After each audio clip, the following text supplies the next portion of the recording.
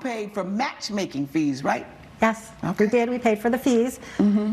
Thought it was better than the internet or other ways, and she ended up agreeing. And we got a list of 20 eligible people. My daughter came to me and asked me for my help, getting our help to find her a spouse. She was ready, and she wanted somebody with similar backgrounds and similar values.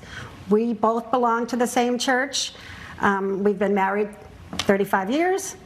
She is our only daughter, and we were hoping that she would have the same joy that we have had with having her. So she asked you to help her find a husband. But actually, she tried on her own for many years. She couldn't really find someone. She did come to us and ask to help her find, a husband. She came to you, said, help me find a husband, instead of you saying, let us help you find a spouse, because you have been single for many years and we think you're too old now and you ought to be married, and we're a traditional family and you're not married. It didn't go down like that? That you suggested that perhaps, she'd been single too long and it was time for her to be married? Probably a little bit of both. Okay. So you think children should be married by what age in traditional values? Well, all of her friends and everybody that she knows, that she grew up with here in Selma, they all were married by the time they're 21. Over her time. She is, and we want to have grandchildren, before we get too old. And we want her to have a family and really fit into the community better. Well, all of our friends and neighbors, they all have, their kids all have kids, they have grandkids, they even have great-grandkids, some of them. And you feel left out? I do. Okay. So We both do. So you wanted to help her find a spouse? We got a matchmaker in the community that everybody had used, and they gave us 20 men for her to check out the profiles that seemed acceptable, and with her, all the three of us found 10 people that we actually... So you narrowed it to 10. Narrowed it to 10, but then we even narrowed it down to 5, for which she went on several dates in order to get to know the people. In the end, she came down to 2 gentlemen that she came to us that she liked very much and had potential to be spouses. One was Kyle, and one was Thomas. And she said she felt strongly for Kyle, and she asked us who we felt strongly for, and we both actually preferred Thomas. So you got 20 unmarried men within the community. And when you say the community, is the neighborhood or the city or the county or what? I'd say the city area, and also the values that we have, the church. This case is so fascinating because we have these parents that went ahead to treat their daughter's marriage like a corporate project. Who does that? And for the fact, even if they wanted to do that, they would have asked for her consent at least.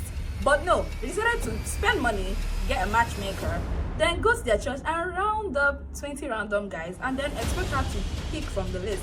People she barely even knows. I really want to wait and see what was their reason, because I know it's something that's going to be so silly. Anyways, let's keep watching. What are your traditional values in church? Tell me about it. We just believe in marriage, children, honesty, Christian. religion. You didn't marry Kyle, and now you want your $1,500 back.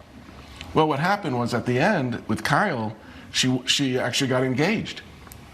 And after she got engaged, we even gave them a set of china to help their family get started. And they set a date for the wedding. We even bought tickets for them for their honeymoon. Oh, where were you sending them to? Miami. Okay. And, and literally, 2 months before the wedding, she just called it off. So I grew up very conservative and Christian, and so the older I got, the more it was kind of pushing, oh, so-and-so is your friend, they got married, and it just felt very pushy. And so I asked them for advice, not a matchmaker. I asked for advice because I really needed just some guidance in it, because every man that I went on a date with, I just didn't feel like I matched with them. And so I asked just for some advice, what should I do over here and everything. And they decided to get a matchmaker, and they were just ecstatic about it. And I just went along with it for the time being. And then when I started to get engaged with Kyle and everything, I just realized, I'm not actually happy.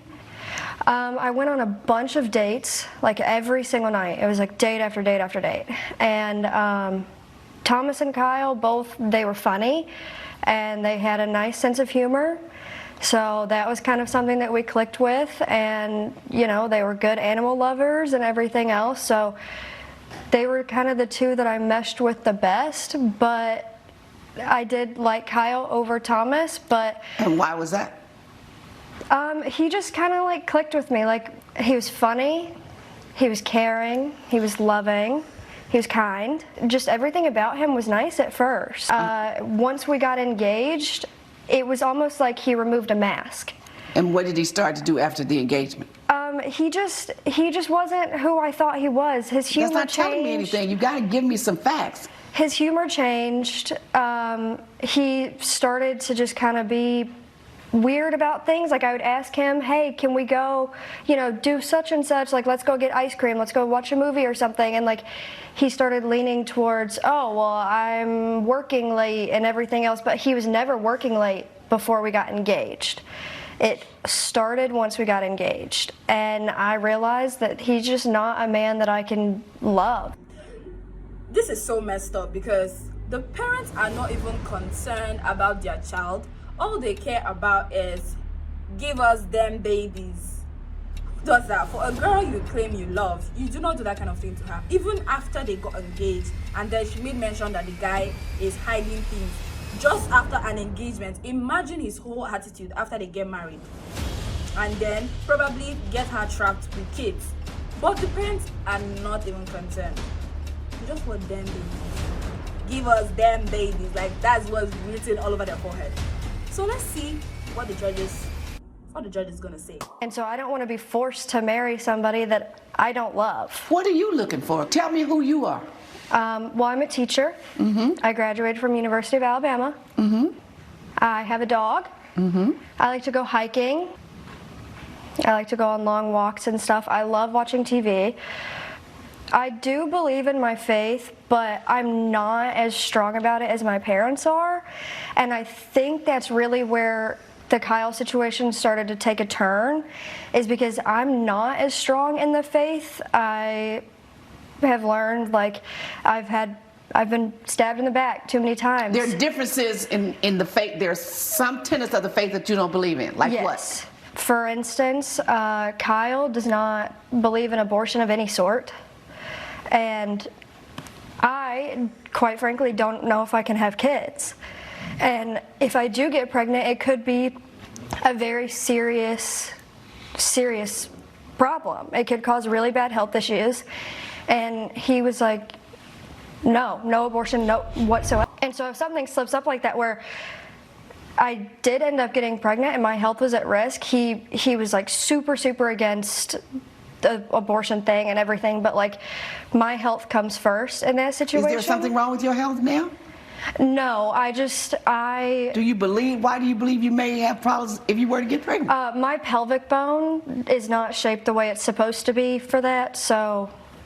Could be some issues. Yes. All right. Yes. What else? He's very strong in the faith of no divorce, and my parents are as well, and that's another reason why I decided not to marry him, because if something were to go wrong and like we don't love each other in the end, I want to be able to get out. And he told me pretty much to my face, if you decide that you want a divorce, I'm not filing the paperwork. I'm not signing the paperwork. But he doesn't have to sign any paperwork. That's not the way divorce works. Well, he told me like I was stuck with him, and my parents would probably shut me out if I divorced him. And so I just think it's better for me to not marry him. I want to. But your parents would probably shut you off if you divorce anybody. Scared to get married. Yes. You're afraid. You have all the negatives that could happen if you were to get married. It's just the community that I grew up in. It's like everybody that got divorced, it was, you're shunned, you're out. And it just, it's there were very a lot of hypocritical. divorces?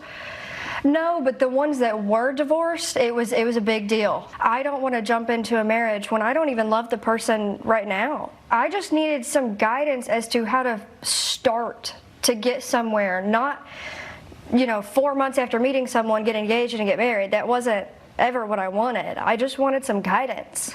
When she was younger and we didn't think she should get her nose pierced, and she's strong-willed, but she said she wanted to get married like her friends and start her own family, and that's what she said to us. Well, you gave her the help. Yeah, we did. She went out on the dates. Yeah. She tried it. Now you think she just shouldn't marry him because you paid this money for a matchmaking service and she narrowed it down to one and he asked her to marry him, they had an engagement, so she should just go on and marry him? Well, the deal was that she wanted to get married. So she did find the person that she No, thought. she found a person that she thought, of all the people that she went through, that she thought Yeah. was the person. You're trying to make your child conform to what you want her to be. And she's already shown you that's not who I am and that's not what I want. She got her nose pierced, you said, right? We all teach our children certain things and we raise them with certain values and beliefs and ideas, and we would want them to follow that. But I have learned the hard way, because unlike your child who just acts it out, mine speaks it out. Mama, I'm not doing that. Judgment for the defendant. I love how the judge threw this case out, because for parents that decide to involve themselves in your daughter's affairs, especially on the matter of marriage, which is not something that should be treaded upon lightly, and then she is a full-grown adult, someone that can make decisions on her own, and then you decide to step in because you're so concerned of what your neighbors are going to say. People that do not contribute anything to your life, you just want to show off. This is next level toxic. But I'm so glad that the judge gave that verdict. I am so glad. And another thing that baffled me is that they didn't care about her own thoughts. All they cared about was just showing off. Would you sue your parents if they make a fuss over a breakup?